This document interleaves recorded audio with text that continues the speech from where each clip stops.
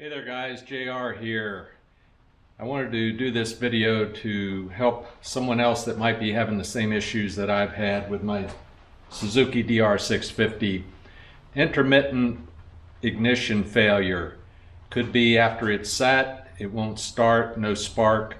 Could be while it's idling or running, just cuts out, it's dead. I found the source of the problem. It's located at the plugs at the CDI. I'll take you over and show you. In the back underneath the seat is your CDI box. You've got your stator and ignition coils out to the ignition coil.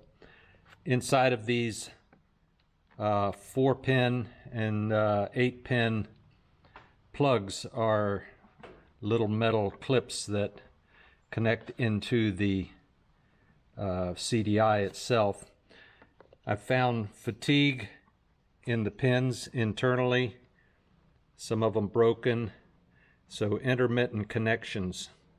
I found a source for these pins and also for the plug. It's a Japanese Furakama waterproof, dustproof plug. I'll leave a link to the source I found. So remove the plug from the CDI. Internally here is the pins with the wire attached from behind. They slip in there with waterproof gaskets. To remove them, you have to reach in with a tiny little device. So you reach into the pinhole. Right near the top is a plastic latch. If you can get a little tiny screwdriver like this happens to be from like an iPad or iPhone repair kit, but something similar, a thin tweezer, reach in there, pry up on that latch, and while you pry it up, pull on the wire and it will unlatch, and voila, with the waterproof seal gasket on the back side of it. These pins have, some of them have gotten fatigued and that part has broken off. So moving around, vibration, you lose contact, you lose ignition. So now with all 6 wires removed, inspection finds that only 2 of them actually have broken pieces missing. Okay, electrical parts have arrived from cycleterminal.com. We got the Japanese Furakama fittings, the FW0908F 8 terminal and the FW0904F 4 terminal. We've got the locking yellow mechanisms that snap in there. They have a rubber waterproof, dustproof. These little green terminals slide over the wire and snug up into these holes, make that water and dust proof. And then we have the female terminals.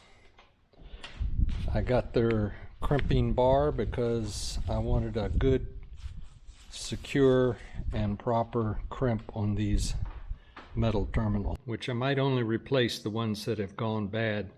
But I've snipped off the metal fatigue ruined terminal. Haven't stripped the wire yet, but I slipped this green waterproof plug on the back and we'll strip the wire and crimp on a new female terminal. Cut the old terminal off. It'll strip the wire.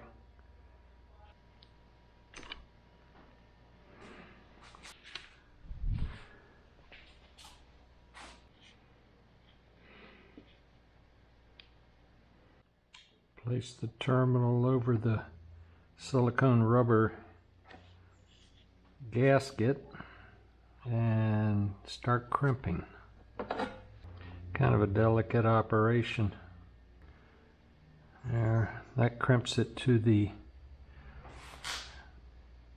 silicone gasket. Now you've got to crimp the copper wires into the terminal itself right here.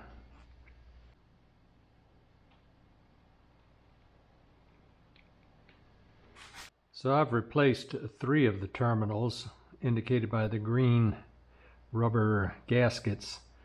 The others I've checked out look pretty good, so I'm not going to replace them. If you've taken good notes of when and where your wires go, which I hope you did, now you replace them into the new plug in the order they came out. So we've got black, white, and then it's going to be blue, green. You put them in the correct orientation, push in, and the gasket slides in, and you hear a little snap. Just like that.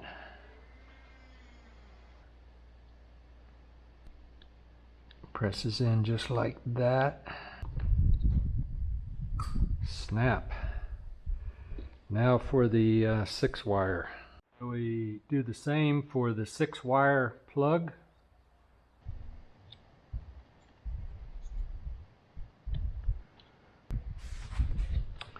Plug it back into the CDI. Snap, snap. This bike has 26,000 total miles on it now, including 6,000 since I did this electrical repair. It's an extremely reliable beast, as all you guys out there know. I love the bike. I've done many BDR trips, the Trans-American Trail trip with it. It's never let me down. Check out my channel if you'd like to see videos of the DR in its natural environment. This stuff will take you down too. Plenty of camping and trail riding. Subscribe and I'll see you out there on the next one. Hello.